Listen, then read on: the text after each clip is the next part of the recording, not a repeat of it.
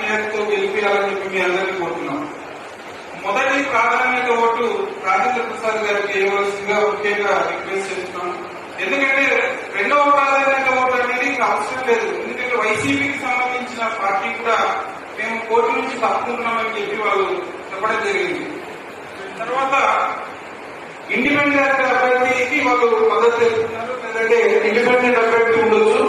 కాబట్టి వాళ్ళకు second vote అనేది మీరు దాని గురించి వదిలేసేయండి. ఖచ్చితంగా రాజేంద్ర ప్రసాద్ గారికి మొదటి ప్రాధాన్యత ఓటు వేయాలని చెప్పి మీ అందరినీ కోరుకుంటున్నాను. ఎందుకు అంటే ఇప్పుడిప్పుడే రాష్ట్రం డెవలప్ అయిపోయింది.